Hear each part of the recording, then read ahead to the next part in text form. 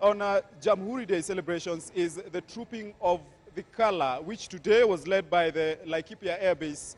One of the military bases that we have in the country was leading that today, and we did see the military fly past with different aircrafts and choppers and all those, the armory and the aircraft that they use really in times of war. Also entertainment, we had some kids from different schools here also presenting certain poems, songs and dance for the head of state and the rest of the Kenyans who are here.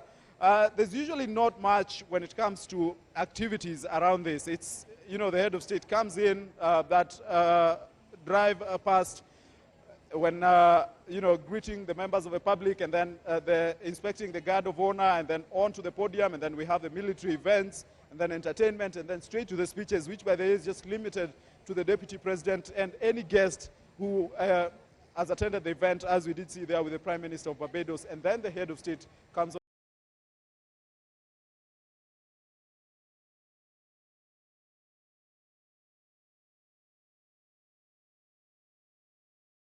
They stuck to that script and read that speech until the end. And let's now listen to some of the things he had to say.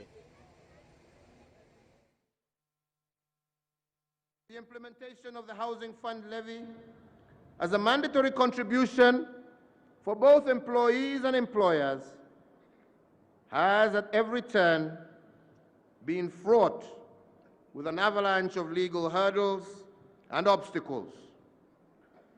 But we need to soldier on with this noble program. And in this regard, and to ensure that the implementation of the program is not derailed any further, I have directed and ordered that the Ministry of the National Treasury, as well as the ministry responsible for housing, to move to Parliament for a revision of the legal requirement in respect of the Housing Fund Levy to make the contribution voluntary, and this should happen with immediate effect.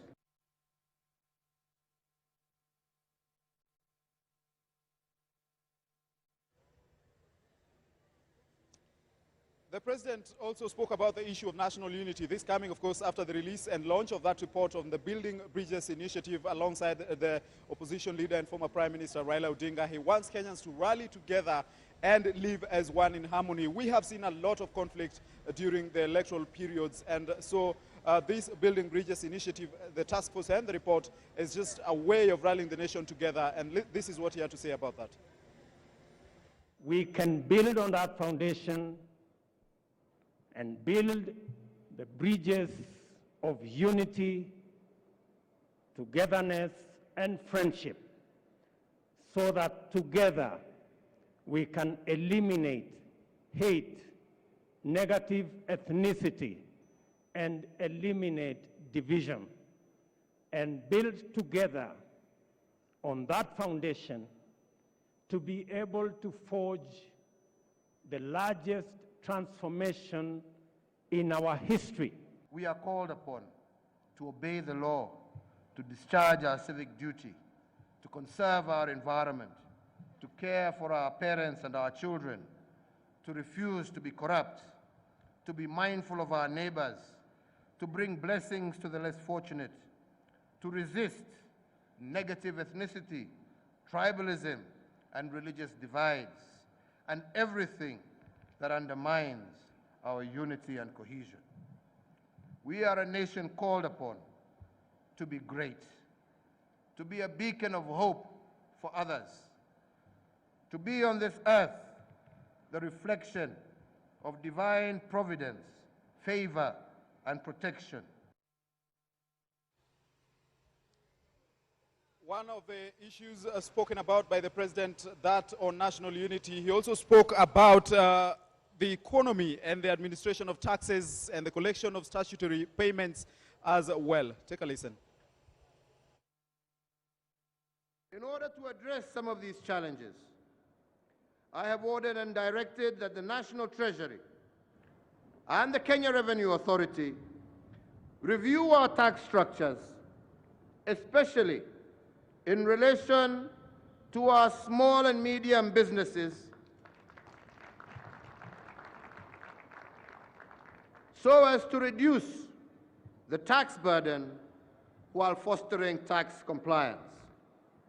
Further, as a way of reducing the compliance burden on employers, all employer contributions and deductions of NSSF, NHIF, PAYE, and NITA shall be made through a unified payroll return submitted to the Kenya Revenue Authority.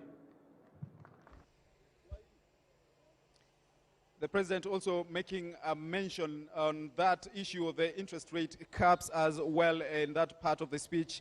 And like I said, he spoke a lot about transformation. He actually used that word on several occasions, referring to the projects that his government has put in place ever since coming to power in 2013 and being re-elected back in 2017. He spoke about the issues of electricity and the last mile connectivity, roads from Dongokundu down at the coast all the way to the highways and the bypasses that we've seen as well, rail, and also the issue of the port, Kisumu and Mombasa, and the Lapset one being extended in Lamu. Also, the President saying that he is committed to ensuring that every Kenyan can afford a decent life by way of bettering the economy, by way of living a value-based life as Kenyans, and by way of leadership and governance, calling out leaders to be very specific on what they are elected to do to avoid issues of conflict of interest, to avoid serving as in private capacities as at the same time doing public service.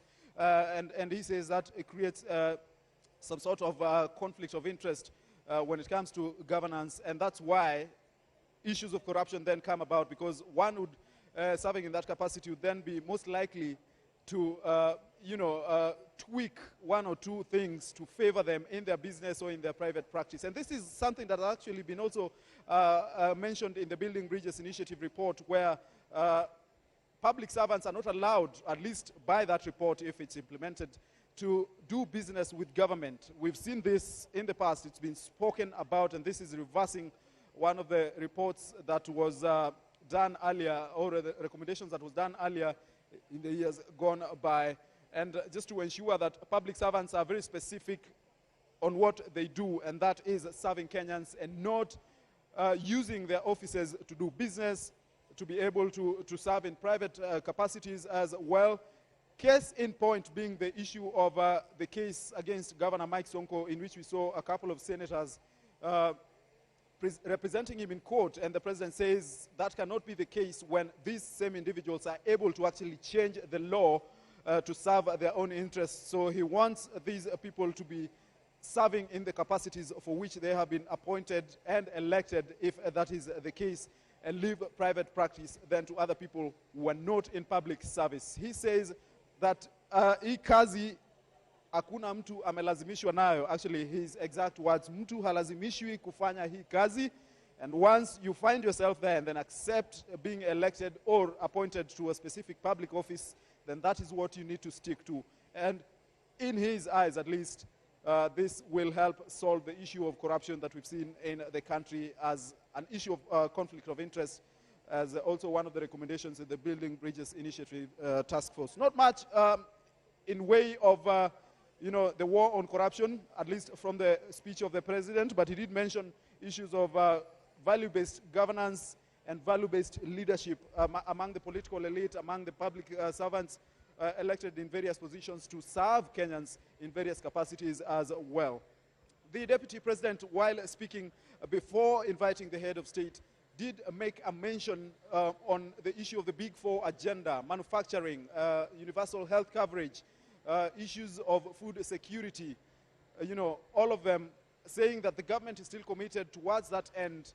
And the President also spoke about one of them, which is the affordable housing as well, and saying that his government is committed to building about 500,000 houses by the time 2022 comes. And going back to that issue of conflict of interest, this is what the head of state had to say. Cannot serve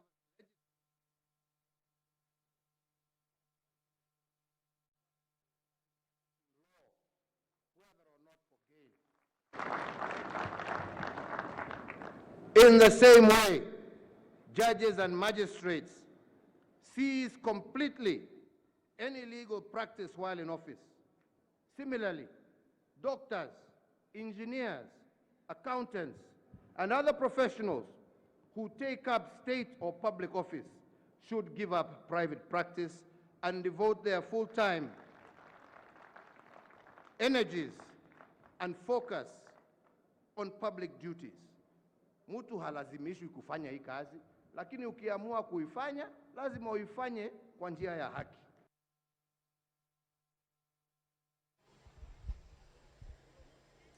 So the event is officially over, and we are having Kenyans also leaving the stadium. It's about empty right now. Of course, the head of state had to leave first, followed by the deputy president and the chief guest and the rest of the leaders who are part of the podium. They have left, and now Kenyans have the choice to leave if they so wish, because some of them are actually still seated here. But we expect that within the next half hour or so, the stadium will be clear to mark the end of this celebration today. Kenya marking 56 years since becoming a republic on the 12th of December 1964, when the Kenyan flag was hoisted up and the first president of the country took charge, and we were free from colonial rule. Back to